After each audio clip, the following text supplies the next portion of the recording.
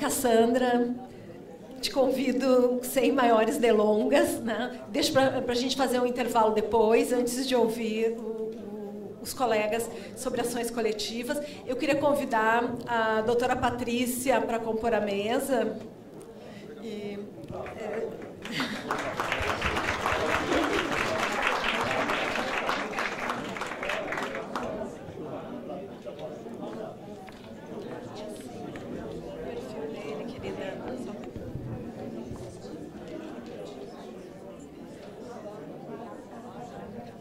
Bom, muito obrigada, doutora Patrícia. Queria comentar a doutora Madalena, também não tem. Tá. Mas, de novo, elogiar realmente a organização impecável. Gostaria de apresentar a colega Cassandra Campos Pinto, defensora pública do Estado do Pará, titular do Núcleo da Infância, área infracional, segunda vice-presidente da ABMP, Associação Brasileira dos Magistrados, Promotores de Justiça e Defensores Públicos da Infância e da Juventude. Muito bem. Especialista em Direitos Fundamentais pela Universidade Federal do Pará, especialista em Direito da Criança e do Adolescente pela Universidade Diego Portales, do Chile, em convênio com a Unicef. Doutora Cassandra, é um prazer recebê-la. A palavra é sua. Muito obrigada. Boa tarde a todos. Realmente a acolhida calorosa dos paraibanos tem sido algo singular para todos os participantes desse evento. Gostaria de agradecer ao convite da doutora Patrícia Kettermann para compor esse primeiro seminário da ENADEP, que é mais uma atitude que demonstra a evolução e o compromisso dos defensores públicos com a sua missão institucional, com a sua missão de fazer a diferença para a grande massa dessa população. E também agradecer a doutora Madalena, que ontem falou comigo, super carinhosa. Em nome de quem eu estendo os meus cumprimentos a todos os defensores presentes e dizer que a associação é um lugar muito significativo para nós estarmos, porque as pessoas que estão associadas querem estar associadas. E a ANADEP está fazendo e nos dando motivos de muito orgulho para estarmos associados. Então, eu acho que todas as defensorias, sim, têm que incentivar, né, a associação e a luta, está mesmo nos bancos de luta, porque não é fácil. E há muita gente aí que depende da gente, né? E agora eu vou falar de um segmento que é a criança e o adolescente. E eu fiquei muito feliz da organização do evento ter incluído, dentre as primeiras palestras do primeiro seminário, a infância e a adolescência. Eu escolhi também, foi um tema livre, então, como a doutora Adriana falou, é bom a gente trazer práticas, boas práticas, e assim a gente divide as nossas experiências. A infância e a juventude têm uma evolução de conquista de direitos humanos que vem desde 1989, principalmente com a Declaração Internacional dos Direitos da Criança, que foi ratificada pelo Brasil. E é importante nós conhecermos de onde nós viemos para sabermos aonde nós queremos chegar e reconhecer aquelas falhas para que a gente não cometa novamente. E dentro desse cenário leve, rápido, histórico que eu vou falar para vocês e de arcabouço jurídico, eu escolhi a importância da interdisciplinaridade na atuação da Defensoria Pública. E eu explico para vocês. A Defensoria do Pará tem um núcleo especializado e nós já conseguimos interiorizar esse núcleo em alguns municípios de grande escala. E o suporte que hoje eu digo que nós temos em Belém é uma equipe interdisciplinar completa, com sociólogo, assistente social, pedagogo e psicólogo. A partir do momento que eu atuava na área penal, a partir do momento que eu comecei a atuar na infância, que agora em agosto está completando 4 anos, eu entendi que nós não nos bastamos. A atuação interdisciplinar nos avanços que nós conseguimos na área da infância e juventude deve ser destacado aonde quer que nós estejamos. Então, por isso, eu destaquei a importância da interdisciplinaridade na nossa atuação. Nós sabemos que a criança, o adolescente e o jovem são sujeitos de direitos, sendo o princípio basilar do Estatuto da proteção integral, zelando-se pela sua afirmação como cidadão, o que inclui a garantia da dignidade da pessoa humana. A Defensoria Pública tem papel fundamental nesse processo de constante evolução em prol do interesse da criança e do adolescente. Nós temos no artigo 1º da nossa lei que a Defensoria Pública é instituição permanente, essencial à função jurisdicional do Estado, incumbindo-lhe como expressão e instrumento do regime democrático, fundamentalmente a orientação jurídica, a promoção dos direitos humanos e a defesa, em todos os graus, judicial e extrajudicial, dos direitos individuais e coletivos, de forma integral e gratuita aos necessitados, assim considerados na forma da própria Constituição. É importante a gente destacar a atuação da Defensoria na defesa dos direitos humanos, porque, se nós voltarmos antes da Declaração Internacional dos Direitos da Criança, a criança e o adolescente eles não eram sujeitos de direitos. Eles eram tratados como objetos de proteção da lei. Todo mundo sabia ou se fazia saber do que deveria ser aplicado àquela criança e adolescente. Então, o nosso artigo, hoje, que nós adotamos a doutrina da proteção integral, engloba a criança e o adolescente como sujeito de direito desses direitos fundamentais. O contexto das diversas matizes de vulnerabilidade nos leva a lutar pela constante autoafirmação do Estado democrático de direito. O Estado democrático de direito, ele zela pela dignidade da pessoa humana. E a dignidade da pessoa humana, segundo Ingo Sarlet, é a qualidade intrínseca e distintiva de cada ser humano que o faz merecedor do mesmo respeito e consideração por parte do Estado e da comunidade, implicando, neste sentido, um complexo de direitos e deveres fundamentais. Temos como objetivos da nossa República Democrática de Direito, que nós temos, sim, que autoafirmar essa condição. Não adianta nós nos falarmos, nos dizermos que somos Estado democrático de direito. Nós temos que buscar a implementação desses objetivos. Construir uma sociedade livre, justa e solidária, reduzir as desigualdades sociais, promover o bem de todos, independente da idade. E aqui nós temos a nossa criança e o nosso adolescente. Vale destacar alguns dispositivos que nos acompanham no caminhar na defesa dos direitos do público infanto-juvenil. Por que destacar o artigo 5º da Constituição, que fala do direito à igualdade? Porque nós, que trabalhamos na área da infância, não raras vezes temos que lembrar, sim, tanto à população quanto a alguns profissionais que atuam na área, que a criança e o adolescente é sujeito de direito e o princípio da isonomia se aplica a ele. Como sujeito de direito, ele deve ter aqueles direitos fundamentais implementados e não serem objetos de proteção do Estado apenas. O artigo 227 da Constituição é o nosso artigo primordial, que defende a proteção integral e relaciona esses direitos fundamentais que devem ser garantidos a essa criança ou adolescente. A nossa Constituição de 88 inclusive, antecipou o teor que já havia prevista, né, na Declaração Internacional dos Direitos da Criança e do Adolescente, e, numa vanguarda, colocou o Brasil como chancelador dessa doutrina da proteção integral.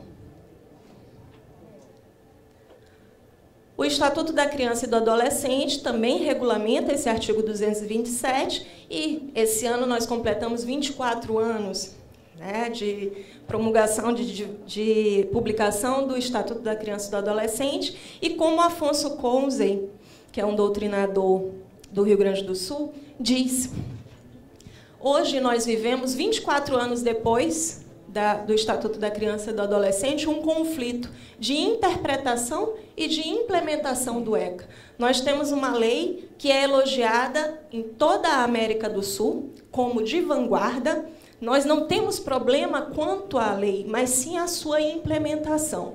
E aqui, nesse artigo, nós temos a regulamentação desse artigo 227 da Constituição. A criança e o adolescente, com essa implementação, passa a ter esse novo tratamento. Mas será que ela realmente está sendo tratada como sujeito de direito? O que nós ouvimos é que não. A implementação dessas leis ainda está muito capenga, está muito deficiente. E, na verdade, a gente escuta como discurso de retórica que ele é sujeito de direito, mas, quando vai para a decisão final, a decisão judicial, aquela criança ou adolescente continua sendo objeto de proteção, e aí nós temos aplicados princípios como o do melhor interesse da criança e do adolescente, que, por ser abstrato, pode ser utilizado tanto para o bem quanto para o mal. A evolução da doutrina da situação irregular, informadora do revogado Código de Menores. O que era essa situação irregular? E aí, quando eu passei a atuar na área da infância, eu ouvia, e aí a gente vai para a área fim, começa a atuar, depois vai se atualizando e se familiarizando, e a gente, às vezes, acha que não é tão importante conhecer essas doutrinas. A doutrina da situação irregular, em que eu vou aplicar isso na prática? Mas é importante nós conhecermos a evolução, as lutas travadas no passado de implementação dos direitos humanos dessa criança e do adolescente, para que nós reforcemos o discurso e não deixemos espaço para o hipertrofismo legislativo, como a gente está aí com vários PLs, em tramitação no Congresso Nacional, querendo trazer. E aí eu estava conversando com o doutor Ramiro, e eu falei para ele, querem trazer o lixo do direito penal, porque eu atuei também no direito penal, para a área infracional. E criminalizando a área infracional, colocando situações, por exemplo, de internação provisória automática, de acordo com determinados atos infracionais, inclusive o tráfico como crime hediondo, porque uma das resistências, e nós temos até súmula do STJ dizendo que o tráfico por si só não implica a aplicação de internação provisória, e esses PLs, nós lendo, e nós ainda estamos tomando pé da situação, nós lendo, nós encontramos justificativas que, por serem crimes hediondos, deveria ser aplicada a internação provisória, quando, na própria Constituição, no artigo 93, inciso 9, diz que todas as decisões devem ser fundamentadas. Então, se a gente deixa um PL desse ser aprovado, que determina uma internação provisória automática, nós retrocedemos não só em conquistas da infância e da juventude, nós retrocedemos em conquistas também da área penal. E por que dizer isso? Porque nós estamos também tratando de sujeitos de direitos.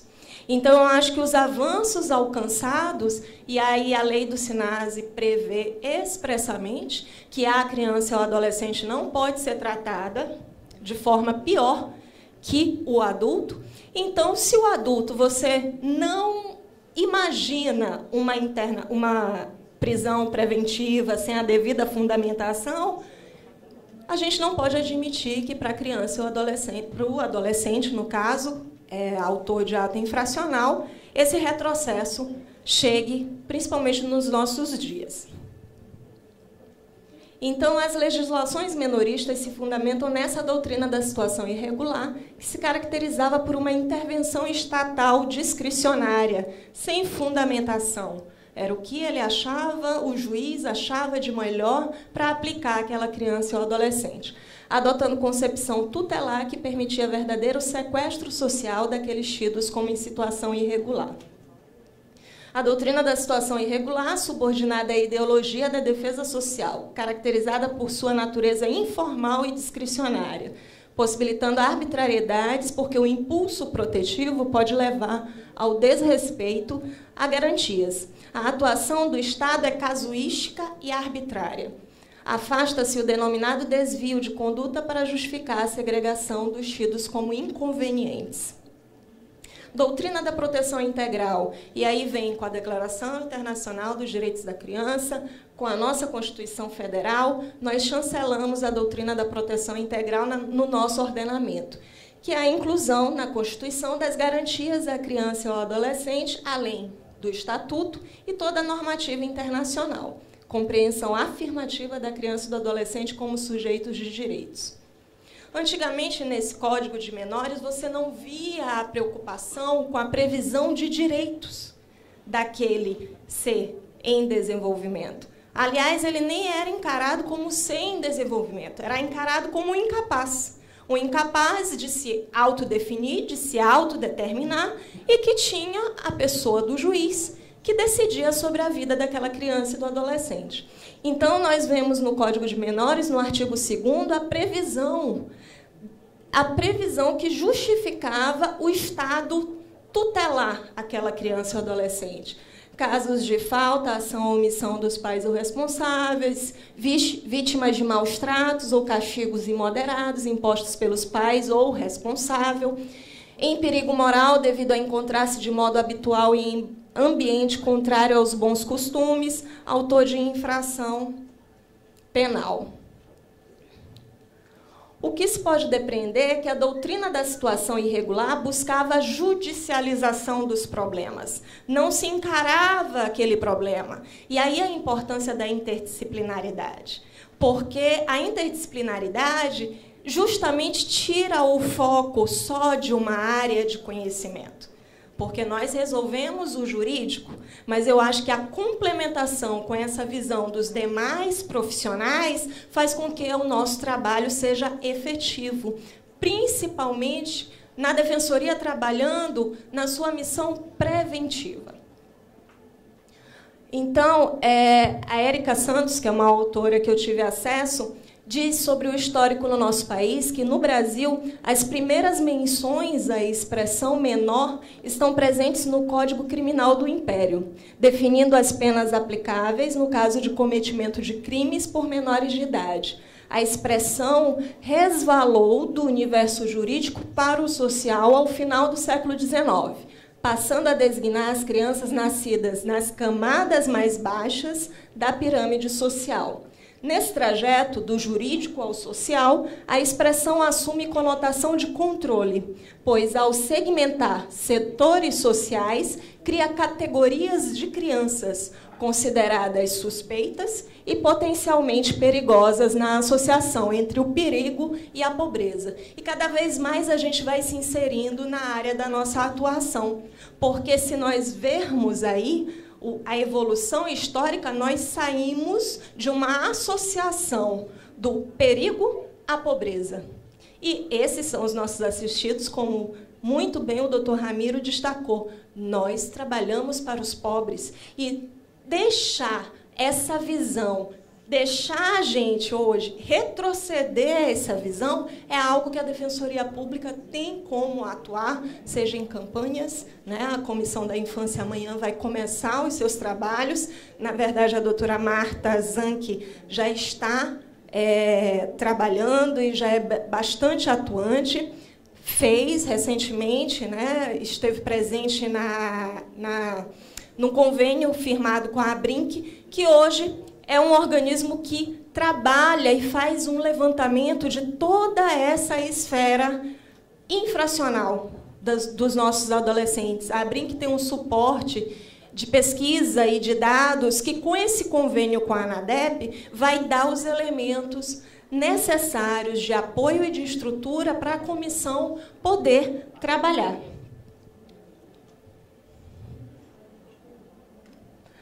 A Érica Santos continua. Perigo e pobreza foram paulatinamente associados pelas ciências humanas, antropologia, sociologia, psicologia, pois desde o advento das revoluções portuguesas, os aglomerados populacionais e as multidões nas ruas passaram a ser percebidas como potencialmente perigosas e desestabilizadas da ordem. O higienismo, como discurso médico específico, será peça fundamental na conjugação entre pobreza e risco social. na medida em que se preocupava com a intervenção do conceito de saúde, diferenciando-se da medicina clássica, que atuava diante do surgimento da doença. Assim, visando a saúde das populações, o higienismo criou toda uma sistemática de cuidados e controle dos corpos por especialistas em higiene social, o que incidiu na desqualificação dos comportamentos dos mais pobres e na produção de estratégias de controle sobre tais grupos. E aqui nós temos um exemplo de interdisciplinaridade. Antropologia, sociologia, psicologia, mas ali ainda estávamos sob a égide de um código de menores, que não encarava a criança e o adolescente como sujeito de direito. E, naquela época, os pobres, os abandonados, os desviados, então eram tratados assim, era um tipo de controle social dessas pessoas e dessa gama da população. E aí não se preocupava com direitos como hoje nós temos de convivência comunitária e familiar, nada disso. Era retirada aquela população que incomodava o resto da população privilegiada.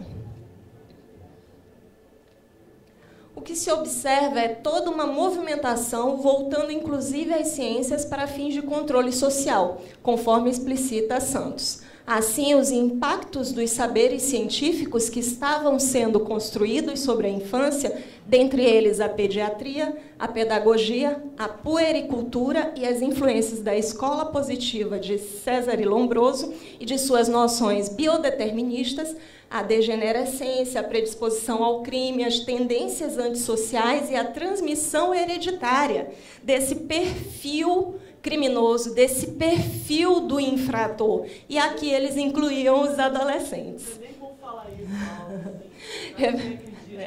Revelaram-se fundamentais na diferenciação entre crianças, filhas das famílias ricas, e menores, filhos dos pobres, respaldando e naturalizando a lógica de dominação política pelo viés da anormalidade. Quando a gente conhece e se coloca em contato com essa evolução histórica, a gente percebe, e hoje nós ainda utilizamos o termo menor, e a gente vê o quão estigmatizante é esse termo. Porque o menor era associado a essa população pobre, a essa população que deveria ser retirada da sociedade, porque deveria receber o tratamento que o Estado queria, que o Estado determinava como adequado. Então, esse termo menor, que a gente, às vezes, pode acontecer de utilizar inadvertidamente, tem, para todos os que lutaram com a evolução dos direitos humanos da criança e do adolescente, um ranço, um resquício muito negativo.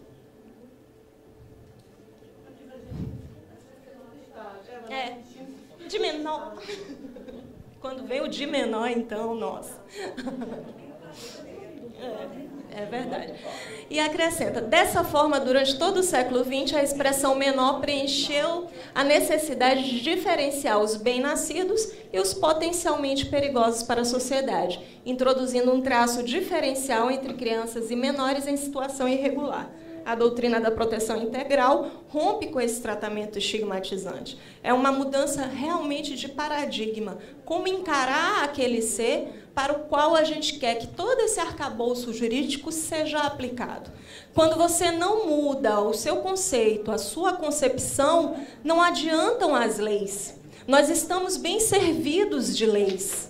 Mas quando você não muda a sua concepção de encarar essa criança e adolescente como sujeito de direito e buscar na legislação internacional princípios como da autonomia progressiva, porque esse sujeito de direito, nós também temos que aprender a ouvi-lo. Doutora, nós temos mais de 7.000 leis no Brasil. Tem lei para tudo que você imaginar. Agora, não existe a aplicabilidade conforme a senhora está dizendo. A maior frustração de um advogado e um defensor público é exatamente ver que tem lei para tudo. Tudo existe lei e que não é cumprida. É verdade.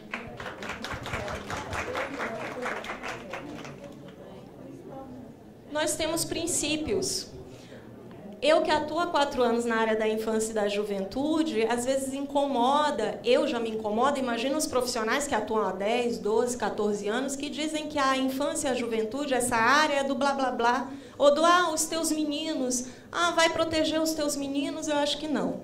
E também a questão principiológica. Eu acho que os princípios estão aí, sim, para serem utilizados e não podem ser colocados de lado, porque eles também reforçam toda essa evolução que a gente chegou até aqui de conquista dos direitos humanos da criança e do adolescente.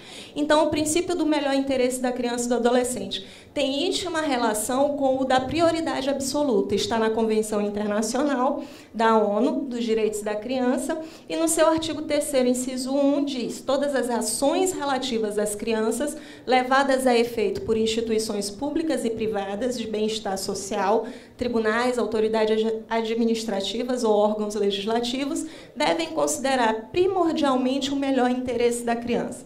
O João Batista Saraiva diz que esse melhor interesse da criança é utilizado para o mal ou para o bem. A gente vê em várias decisões, né, a utilização inadequada desse princípio. E a gente verifica como incomoda na nossa atuação de defesa das garantias processuais num processo infracional, de apuração infracional, a defesa do respeito às garantias à ampla defesa e ao contraditório, porque ainda hoje nós vemos o discurso baseado na situação irregular. Mas não vai ser aplicada uma medida socioeducativa para ele, é melhor para ele. É melhor, desde que respeitado primeiro as suas garantias à ampla defesa e ao contraditório. E aí, com o respaldo interdisciplinar, vai se trabalhar essa reeducação dessa criança e do adolescente. Eu estava conversando com a nossa equipe técnica e aí a gente sempre discute uma relação realmente de troca e a gente discute que até o cumprimento da medida socioeducativa, com plano individual de atendimento e tudo previsto, ainda assim, a gente não pode colocar na cabeça que aquele adolescente vai entrar na unidade e vai ser moldado, né? Daí a importância do... Porque são falidas. Sim. É transformada a criança em criminoso. Sim. Sim. Existindo também a dualidade. Exatamente. Não é a medida não é a medida socioeducativa que vai ser a salvação para esse adolescente. A gente novamente vai buscar o início. O que essa criança e adolescente conquistou com a evolução dos direitos humanos? Não é ser considerado como sujeito de direito? O artigo 227 não prevê os direitos dessa criança e do adolescente? A doutrina da proteção integral não é colocar essa criança e o adolescente debaixo do braço, dando continuidade a essa situação, doutrina da situação irregular, e sim considerá-lo como sujeito de direito. E ele ter o direito da efetivação dessas garantias previstas na Constituição.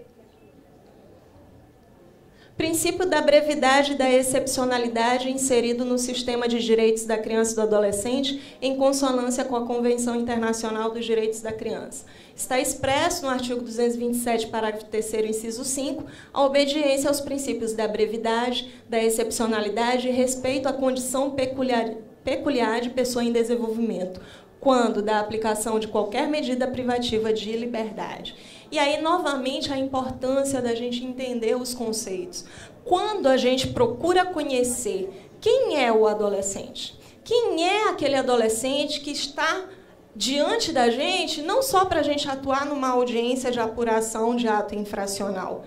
A gente tem que, com a ajuda dos profissionais, né, da prática interdisciplinar, conhecer aquele adolescente. É uma pessoa em desenvolvimento, você não pode tratar como um adulto e nem colocar os seus conceitos como adulto para aquele adolescente como se ele devesse seguir aquilo como verdade absoluta. Princípio da condição peculiar de pessoa em desenvolvimento. Significa uma condição diferenciada de maturidade, de conhecimento ou dimensão das consequências. Importância, sim.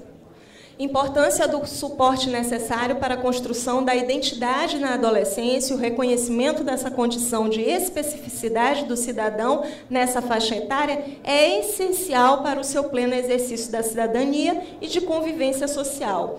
Então, a gente verifica, diante de todo esse breve apanhado do arcabouço jurídico, que as transformações da sociedade estão muito avançadas. Então, hoje, esse adolescente está em contato mais próximo com a droga. Então, aquele adolescente é como um adulto. Não adianta só encarcerá-lo. Ele tem que receber o tratamento adequado. E essa educação, essa formação desse ser em desenvolvimento é no dia a dia.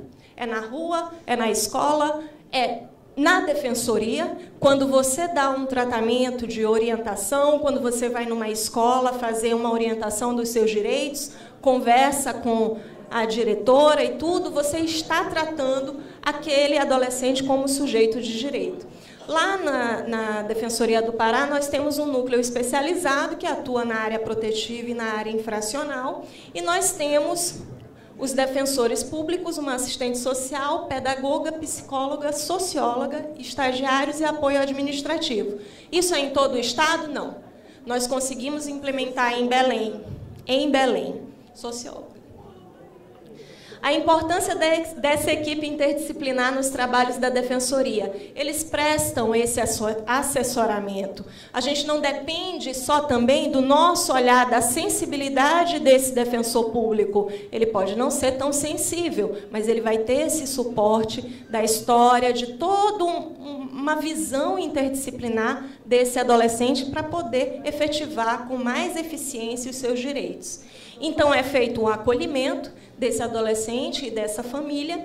A abordagem inicial é feita a triagem por essa equipe técnica, para saber se é da área protetiva ou da área infracional, e o primeiro atendimento é realizado por esse profissional, acompanhado de estagiário, com preenchimento de fichas, e posterior encaminhamento para o defensor público. Aqui é um fluxo de atendimento, no caso da área protetiva, de violência sexual. E nós temos algumas práticas já. Eu não vou dizer para vocês que tudo é maravilha, né? Nós temos avanços, mas eu acho que uma coisa importante que deve ser colocada pela comissão é a sensibilização dos gestores institucionais para essa prioridade absoluta da criança e do adolescente. O que é essa prioridade absoluta se nem as instituições enxergam a área da infância e juventude como prioridade? Então, eu acho que é algo a pautar, a ser pautado pelas comissões, sensibilizar os gestores, colocar a criança, a infância e juventude como prioridade institucional. Então, a gente tem práticas de círculos restaurativos. A pessoa vai para o atendimento, é identificado por essa equipe técnica que é uma situação pontual de conflito, é sensibilizada essa pessoa, essa família. Pode ser conflitos nas escolas, ou na própria família, ou em vizinhos. Eles são sensibilizados, são trazidos para o contato com essa equipe técnica e são feitos círculos restaurativos, de recuperação desses laços. E as pessoas são empoderadas a elas mesmas buscarem as soluções. As soluções.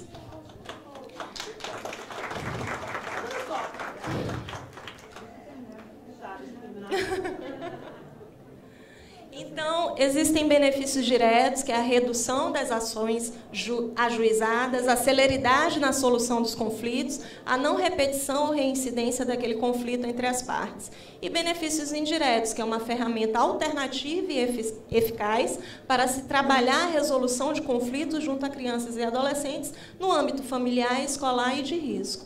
Assegura com absoluta prioridade a efetivação desses direitos, em especial a dignidade, ao respeito, à liberdade e à convivência familiar e comunitária. Aqui nós tivemos um círculo de apoio realizado lá no núcleo da Defensoria, que havia um conflito que poderia gerar situações que desembocariam na área infracional. Então, aqui nós conseguimos atuar, identificar a necessidade dessa abordagem interdisciplinar e tivemos um bom resultado com essa família. Então, a ação conjunta na prática interdisciplinar, no nosso caso, envolve a assistente social, que vai analisar os aspectos familiares, econômicos e sociais, realizar o estudo social, orientação e apoio às famílias, bem como fazer encaminhamentos. A nossa assistente social é a Ana Cristina Furtado. Psicólogo, que cabe o acolhimento e a escuta, identificando os aspectos emocionais que interferem na problemática apresentada. Carla Laquis. Doutora, por favor, sem querer interromper, e já interrompendo como Jô Soares, diante desse quadro da ação conjunta disciplinar, que eu também trabalho com menor, que a gente é para tudo. Uma das coisas que eu mais acho importante é exatamente o lado psicológico. Sim. Da família e do menor. Sim. Porque depois que o menor está lá, está detido, está lá, foi preso, está lá, sim. Então fica diferente. Então, eu acho que a psicologia tem um papel preponderante. A assistente social. Assim, terminando a exposição, obrigada, a gente vai abrir obrigada. É só porque quando passa a gente esquece. Obrigada. Desculpa. Pedagogo, cabe identificar os aspectos educacionais e cognitivos envolvidos, que é a Edivana Ribeiro. Sociólogo, cabe a pesquisa, o levantamento de dados, a análise política, econômica e social da realidade apresentada, visando ações propositivas para a mudança dessa realidade, que é a Jane Mello. E a todos nós, cabe garantir a defesa dos direitos de crianças e adolescentes na forma humanizada, conforme o Estatuto da Criança e do Adolescente. Então, essa figura, até o doutor Murilo Giacomo, que divulga essa figura do Sistema de Garantias de Direitos da Criança e do Adolescente, eu acho que a Defensoria tem um papel fundamental, assim como todos. Nós fizemos um regional norte da BMP, lá em Belém, e eu cumprimentei as pessoas chamando todos de colegas. Colega juiz, colega promotor, colega sociólogo, colega assistente social. Por quê? Nós temos que trabalhar, e eu acredito que dá para trabalhar em todas as áreas, mas aqui eu estou falando da rede de proteção e do sistema de garantias de direitos das crianças. Nós temos que trabalhar de forma horizontal. Quando eu descer do meu pedestal e olhar... Exatamente. E olhar aquela criança e adolescente. Olhar aquela criança e o adolescente como o foco, o primordial. O foco não é a minha luta corporativa, cada um no seu quadrado, atuando de forma a implementar esses direitos. Mas o foco é aquela criança e aquele adolescente que é sujeito de direito. Então, isso. Foi a nossa...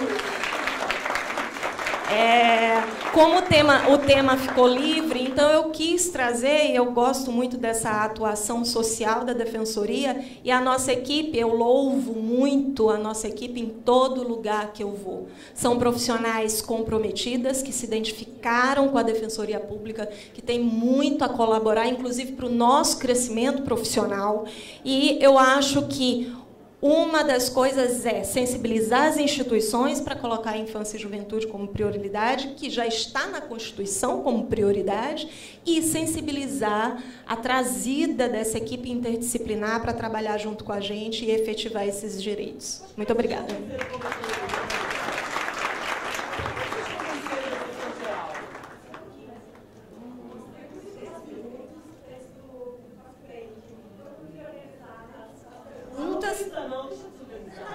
Não, gente, depois continua.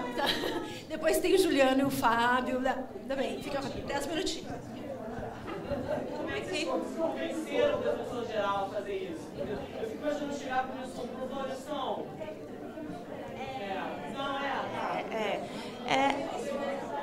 Exatamente. Então, as questões institucionais internas acontecem e dificultam. Daí a importância de nós termos como um braço de apoio a Comissão da Infância da ANADEP, para sensibilizar, para tirar o foco. Se você tem um problema institucional interno, que não é problema, mas está criando entrave para a atuação, eu acho que a Comissão da Infância, cada comissão, tem esse papel e pode nos ajudar, né? Contrato profissional é através de concurso. São concursadas.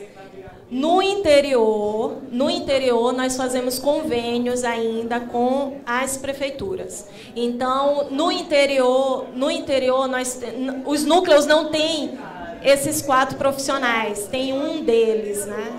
É isso. Colega Cassandra, por gentileza, José Augusto Marques, defensor público Paraíba, aposentado. Ouvi com atenção toda a sua explanação, aprendi muito com ela, entretanto me identificou alguma coisa a título de interrogação. Qual o pensamento, se você está falando pela ANADEP, sobre, não, falar de um organismo, bom, qual o pensamento em relação à questão da menoridade penal? Quanto aos direitos e às defesas do menor, tudo bem, eu queria saber a posição hoje, você defende a redução ou não da menoridade penal? Sim. A própria ANADEP, você tem feito algum trabalho a respeito disso num Congresso Nacional? Você tem um aumento, né? Igual eu estou subindo ao filho, o meu só sai de casa por 46 anos. Bem, o meu posicionamento, inclusive de pesquisa, né, até por toda essa pesquisa histórica de evolução e por já ter atuado na área penal por 3 anos, eu verifico que o encarceramento e a segregação não resolve nada, até porque está sucateado. Então, quando você lê a PEC 33, que é sobre a redução da maioridade penal, e você verifica lá ainda termos que se referem a esse menor como aquele que precisa de proteção, você já vê que começou errado, né? Porque ele não é objeto de proteção. E mandar para uma carceragem não resolve nada. Aí, por isso, esse estudo da evolução dos direitos humanos da criança e do adolescente, considerá-lo ele como sujeito de direito, um princípio relativo a essa criança e ao adolescente, que é uma pessoa em peculiar condição de desenvolvimento. Então, você verifica por conceitos básicos e inerentes a essa criança e adolescente que não resolve a segregação. A simples segregação não vai resolver. Lá no projeto da PEC 33, vai ser criado uma nova estrutura para esses adolescentes de 16 a 18 anos. Quem conhece os presídios sabe as condições que nós temos lá. Não, as unidades de internação já estão sucateadas. Imagine se o Estado... Imagina se o Estado vai construir uma estrutura intermediária para esses adolescentes de 16 a 18 anos. Então, não resolve. O que resolve é a gente trabalhar a implementação de políticas públicas para essas crianças e adolescentes. E a ANADEP, sim, está trabalhando, pois é. Aí a Marta vai falar. Tá, a posição da ANADEP é contrária, evidentemente, à redução da maioridade penal e contrária a qualquer forma de recrudescimento em sede de medida socioeducativa, como aumento de prazo de internação. Nós já nos pronunciamos oficialmente sobre isso na audiência pública que teve, sobre o projeto de lei do deputado Carlos Sampaio, que inclusive é objeto de pauta da nossa primeira reunião da Comissão de Infância. A ANADEP já fez nota pública sobre a redução da maioridade, vai continuar. E eu estou trabalhando, e a comissão também está trabalhando na Comissão Especial de Medidas Socioeducativas, para fazer modificações nesse projeto de lei do deputado Carlos Sampaio, que é outro projeto que visa o aumento de prazo de internação e busca também medidas de segurança para adolescentes sem prazo, quer dizer... assim como uma medida de segurança perpétua que não é aplicável nem para adulto, nem para maiores, e ainda mais para adolescentes, né? E tem mais um ponto que é a questão de laudos psiquiátricos para tudo. Esse projeto do Carlos Sampaio prevê a psiquiatralização de tudo que é procedimento de adolescente processado por ato infracional. Então, assim, a ANATEP é contrária, está se posicionando expressamente em cada um desses projetos. Tá bem? Obrigada. Gostaria de agradecer aos esclarecimentos, né? E principalmente parabenizar a instituição por estar fazendo e cumprindo com o seu papel. Muito obrigado. E aí a gente verifica com essas tentativas, com esses PLs, que é uma tentativa de retrocesso a essa prática higienista. É tirar realmente da sociedade, né, aquilo que está incomodando. Né? E aí a mídia é utilizada, enfim. Tem alguma coisa, algum relacionamento, assim, alguma previsão, que eu acho que é uma coisa importante. Gente, boa tarde. Sou da Paraíba, também aposentada, mas há 2 anos. E acompanhei, melhor dizendo, com muita euforia, com muito entusiasmo, o nascimento do Estatuto da Infância e da Adolescência. Mas o meu entusiasmo foi se arrefecendo na medida em que eu não encontrava como direcionar ou redirecionar nem os pais, nem a mãe abandonada pelo marido, nem o pai abandonado e a avó responsável por aquela criança, às vezes num estado de extrema pobreza, semi-analfabeta, e aquelas crianças abandonadas.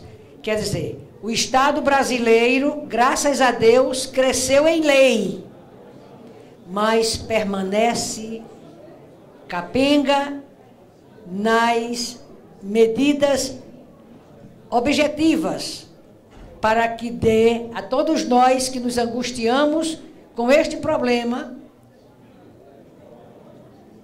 um completo, desculpem a sinceridade, o meu completo desencanto ao perceber que os nossos menores, que hoje estão com 24 anos e que tinham 6, 4, 2, a época dos 24 anos que estamos comemorando, presos, drogados, abandonados nas ruas, sem direito a coisíssima nenhuma. Eu estou angustiada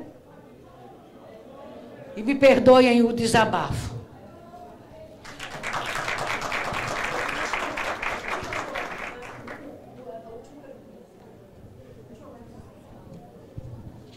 Primeiro, eu queria parabenizar a palestra da doutora Cassandra, brilhante, por sinal. Minha pergunta é a seguinte: eu sempre trabalhei com o direito criminal adulto, então eu conheço a realidade das carceragens. Não trabalho com infância e juventude. No seu ponto de vista, como é que se relacionam os centros de internação às carceragens, ao sistema penitenciário adulto? Você diria que seria a mesma coisa em escala menor, ou você acha que dá para ter algum tipo de política de revitalização? Qual é a sua posição em relação aos centros de internação especificamente? A nossa realidade lá na região metropolitana. Primeiro, a realidade do estado do Pará, que está bem aquém do ideal. A realidade do estado do Pará é que nós temos 3 polos que contêm unidades de internação, né? Oeste, Sul e a região metropolitana, sendo que o maior número de unidades de internação se encontram em Belém, na região metropolitana. Nós temos, com a articulação, a conversa e aí a rede de proteção horizontal é importante, houve uma sensibilização, eu não digo nós porque foi antes da minha entrada na infância, mas houve uma sensibilização e nós temos hoje uma unidade que se adequa à lei, às diretrizes do SINASE. As demais, lógico, estão sucateadas, né? Uma que foi inaugurada há 2 anos atrás, hoje está em condições já precárias, mas o diferencial que eu vejo, e aí por que eu agarro essa atuação interdisciplinar como uma grande sacada, né, na área da infância e da juventude, que a gente sim tem que trabalhar junto e aproveitar muito bem esses profissionais para enriquecer a nossa atuação na efetividade de direitos deles. E aí a diferença, nas unidades de internação, há uma integração, inclusive da nossa equipe técnica, com a equipe técnica dessas unidades. Há um trabalho mais humano com esses adolescentes. E aí, não há casos de tortura, não há casos de problemas lá entre eles, existe, mas você tendo essa atuação interdisciplinar, aquela equipe de referência para esse adolescente, ele tem medo do monitor, mas ele consegue acessar essa equipe técnica e a equipe técnica da unidade acessa a defensoria e nós fazemos toda uma articulação para resguardar. É apagar incêndio? É apagar incêndio. Mas daí está sendo assim um oásis dentro de toda essa dificuldade de implementação do ECA, essa atuação interdisciplinar. Então está aí o diferencial.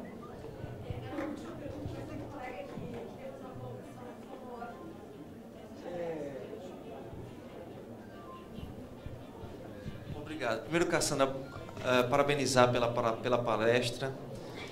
E é uma realidade, eu acho que nacional, em Sergipe a gente está enfrentando isso, nas internações provisórias, cujo prazo é determinado pelo ECA de 45 dias, os juízes escandalosamente, a gente recorre ao judiciário para que haja a desinternação, e os juízes escandalosamente mantêm a internação por prazos que extrapolam o ECA.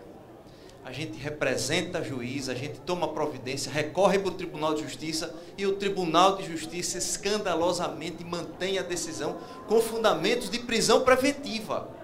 Ele não fala em prisão preventiva, mas ele invoca motivações alusivas a uma prisão preventiva, ordem pública, instrução criminal, como se o processo de apuração de ato infracional fosse um processo criminal, e na verdade não é, um processo cível. Eu não sei se essa realidade é nacional, mas isso tem se transformado numa prática constante lá em Sergipe. A gente fica assombrado com as motivações, menores envolvidos em roubo, porque tem 1 ou 2 atos infracionais alusivos a roubo, e eles mantêm as internações por mais de 45 dias. A gente vai ao Tribunal de Justiça, estamos esperando os recursos irem ao STJ, até Supremo, até Corte Internacional, para ver se tem uma solução, porque não é possível isso. O CNJ, eu não sei se já tem conhecimento, mas a gente já está tomando providência para o CNJ tomar conhecimento, porque isso é vergonhoso. Não se admite mais, com fundamento de prisão preventiva, deixa o menor encarcerado por 2, 3, 4 meses. Não é possível. Não é nenhuma indagação, é apenas um desabafo para compartilhar com a senhora sobre essa posição. O que fazer? O que fazer? Inclusive, um dos PLs, a proposta é aumentar para 90 dias esses 45 dias. Eu acho que para deixar mais confortável aquele juiz nessa dilação. Talvez por essas situações, né, de alguns estados, então houve uma pressão para aumentar esse prazo. Então, realmente, esses prazos, eles garantem a celeridade do procedimento. E outra coisa, uma coisa que a gente briga muito é que a relativização das garantias desse adolescente. Eu conversava com a Adriana hoje de manhã, tem processos que aquele adolescente é tratado com um rigorismo mais acentuado do que o adulto. Eu mesma, eu atuava no penal, fui para minha primeira audiência no infracional e me deparei com aquilo do juiz fazer todas as perguntas, né, instruir realmente, e aquilo me incomodou.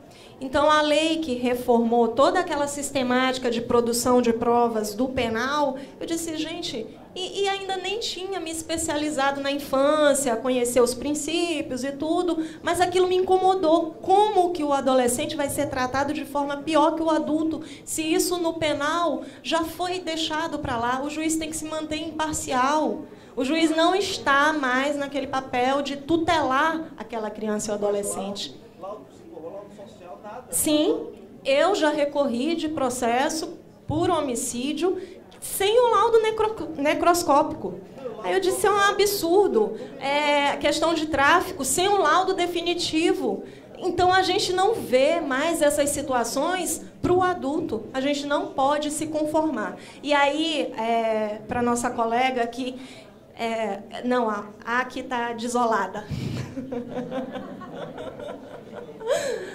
Há 2 anos atrás, eu fui para um curso do Unicef, dessa especialização promovida pelo Unicef, e eu lá, com 1 ano na área da infância, e ouvindo profissionais com 14 anos, com 12 anos, com 13 anos, com as mesmas queixas e angústias.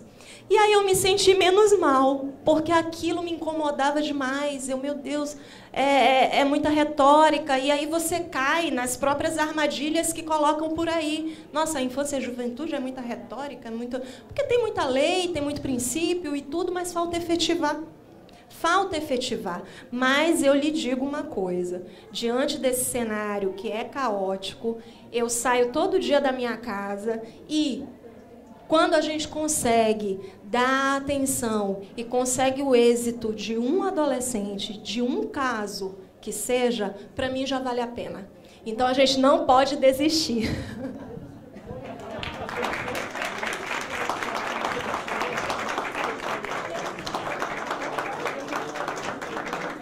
Que momento lindo.